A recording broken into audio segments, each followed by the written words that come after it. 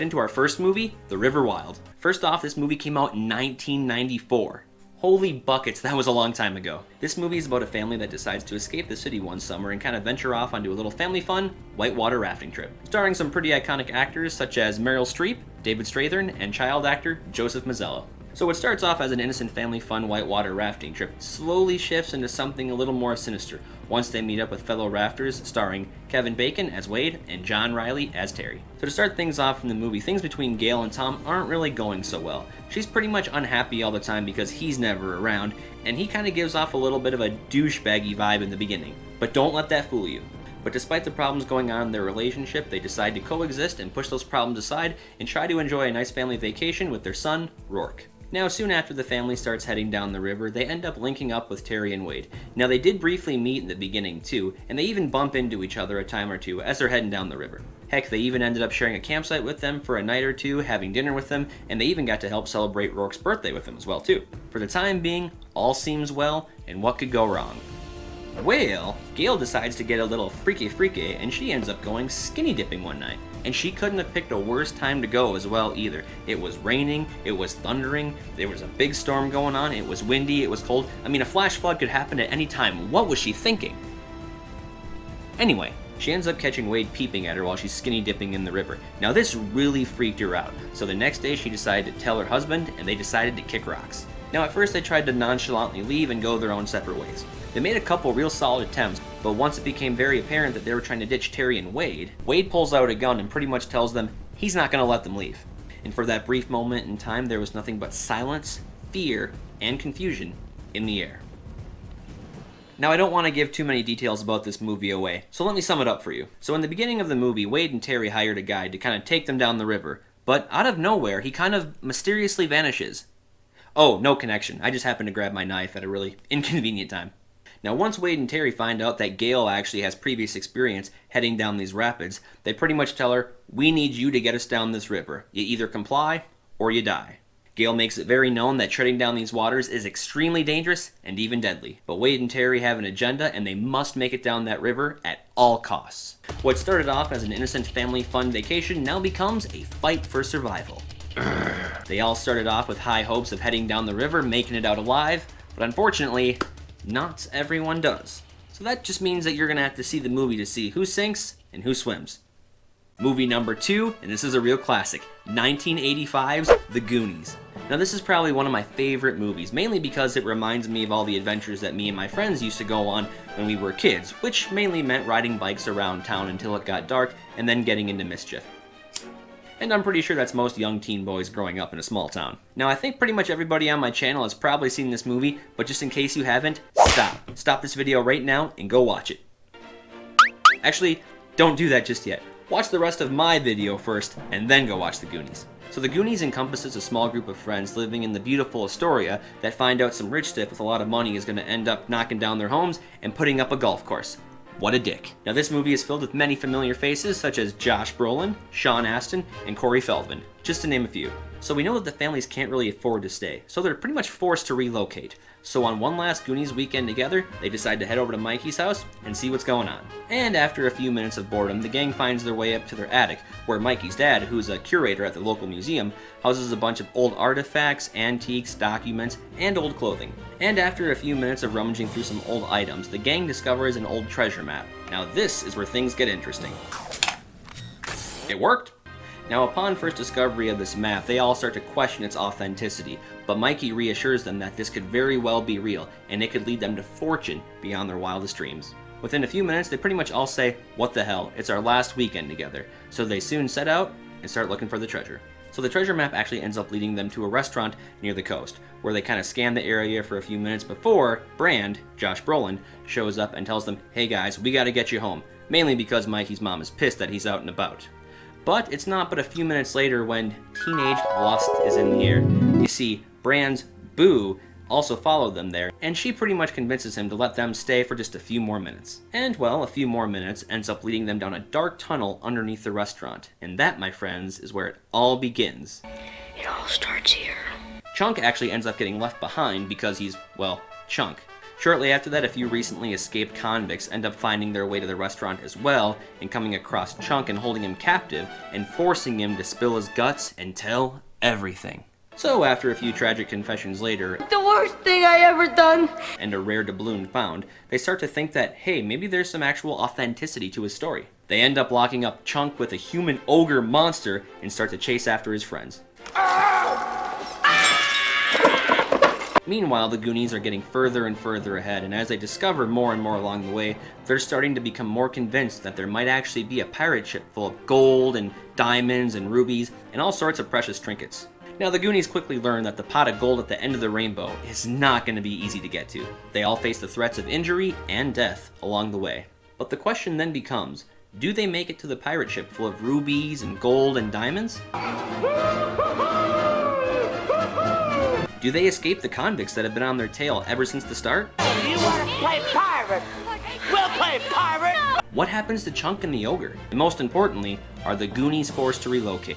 Well, that, my friends, you're gonna have to find out on your own. And before we move on to the next one, I just really want to say I strongly recommend seeing this movie. You won't be disappointed. I promise. And movie number 3. This movie is Stand By Me, and this is an all-time classic. Now, this is always one of those movies that I could just sit on the couch at home and watch on a rainy day. So Stand By Me came out in 1986 and stars the following familiar faces: River Phoenix, who plays Chris, Corey Feldman as Teddy, Jerry O'Connell as Vern, Will Wheaton as Gordy, Kiefer Sutherland as Ace, and John Cusack, who plays Gordy's older brother Denny, and he only makes a few appearances here and there throughout the movie. So this movie takes place Labor Day, September of 1959, which, fun fact, is also the year the day the music died. And if you want to see a video on that, I'll post that up here in the corner somewhere. Go check it out. Now, this movie starts out very similar to the Goonies. So here it goes. Vern is basically digging some holes underneath his deck because he's trying to find a bunch of pennies that he previously buried. While doing so, he hears his brother and his friend talking about a missing boy and whether or not they should report it. Shortly after, he goes back to their local clubhouse where the rest of the gang is playing cards and tells them of the story. Just wanna go see a dead body? So the gang quickly gets the idea of going on an adventure in search of the missing boy's body, with high hopes of becoming heroes, maybe getting their names and their pictures in the paper, and maybe even catching a television appearance. Little do they know, though, that Ace and his squad of 1950s greasers are also in search of the missing boy's body as well. And it's actually made very clear in the beginning of the movie that there's definitely a rivalry between Ace's gang and the 4 kids. Heck, there was even a point where Ace took a lit cigarette and almost burnt Chris. That's a dick move. They also swiped the hat that Gordy was wearing as well. Hey girls, where you going? Hey, come on, man, my brother gave me that! Now that hat was very, very significant to Gordy because his older brother, Denny, gave him that hat. Denny seemed like a pretty significant person in their town, well known for sports, and that really, really upset Gordy because his brother ended up dying earlier that year. Nonetheless, the gang heads out in search of the missing boy's body. And over the course of the next couple days, one could say they definitely find themselves in some pretty interesting situations. Legion! Oh my God! God damn it, I'll stick my dog on you!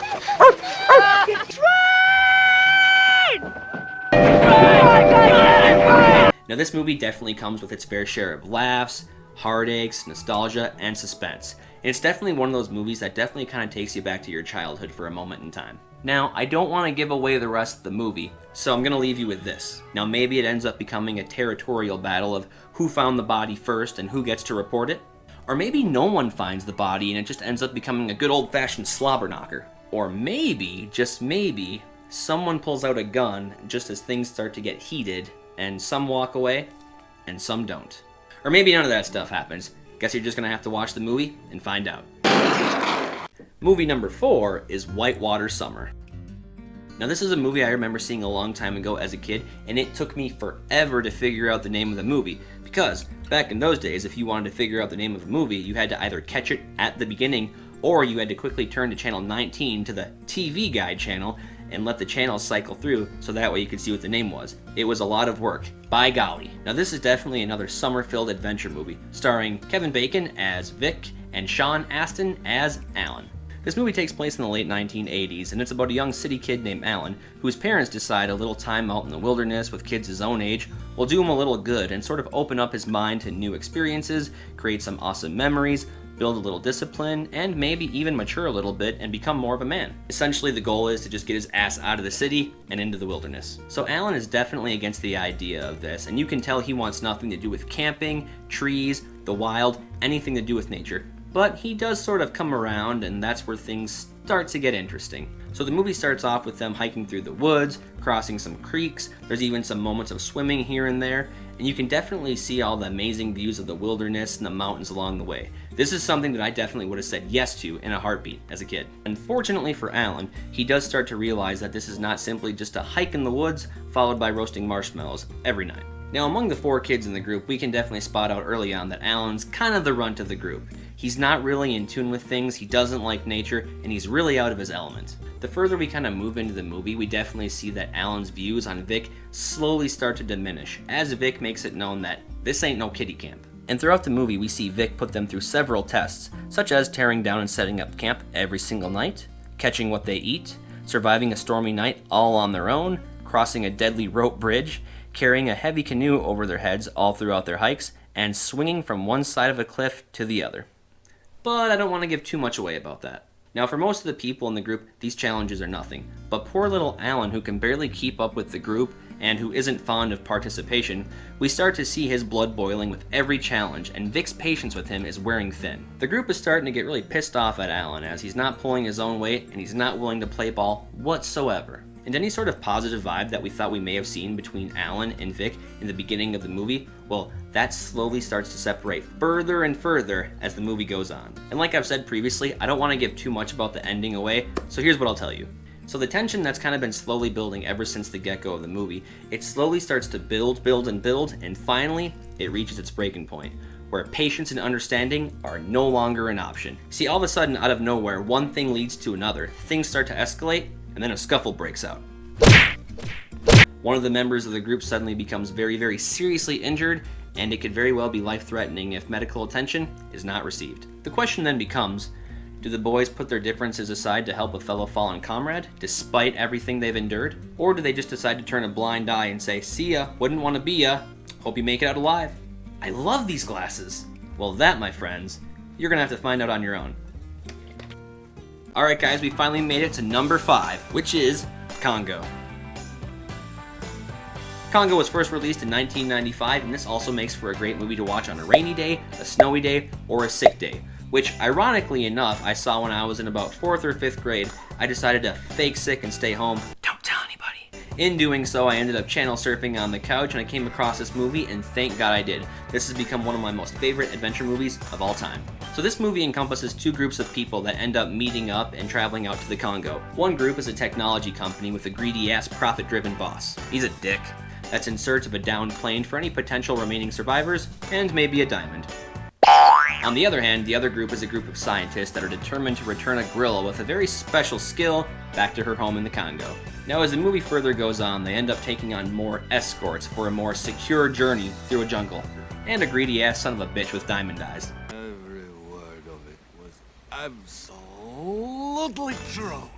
Now, things first start off hectic as there's a bombing at the airport that they've arrived at. Their car is stopped at a checkpoint along the way, but things turn up a little bit too because they end up making their flight and start heading out, which is eventually gunned down by crazy gun-toting terrorists. That was intense. Now, they all make somewhat of a safe exit from the plane as they slowly descend via parachute into the dense jungle below. Now, after a few minutes, as the groups have had a chance to somewhat mellow out and just collect themselves, it seems like things couldn't get any worse. But they do. Now, they soon start to realize that out in the jungle that they're not alone and someone or something is watching them.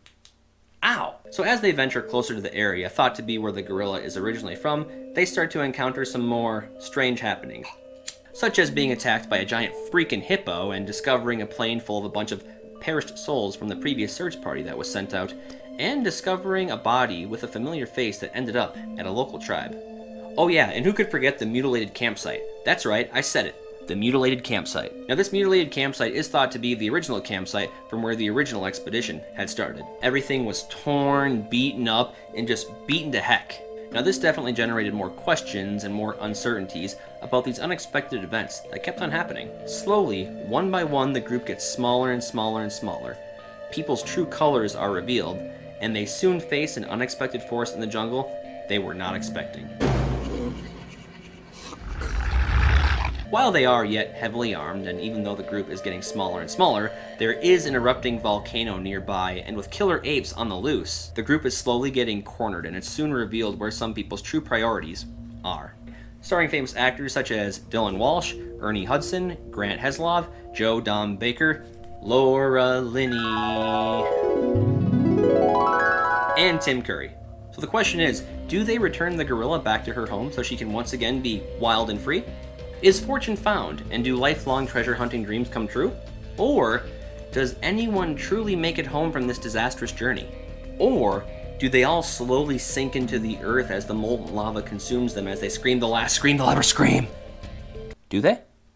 Or a more probable theory is, do they just end up becoming midnight snacks to the local mysterious inhabitants? Well, you're just gonna have to find out on your own. Alright viewers, we have made it to the end of the video. That is my top 5 favorite adventure movies you must see.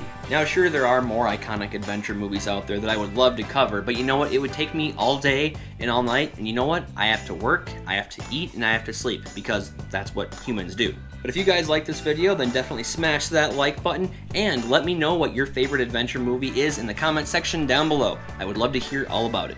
By the way, if you guys do want to purchase any of these movies, don't worry, I created a shortcut. All you have to do is click the links down in the description below, and that'll take you right to Amazon where you can buy them. They're pretty cheap as well too.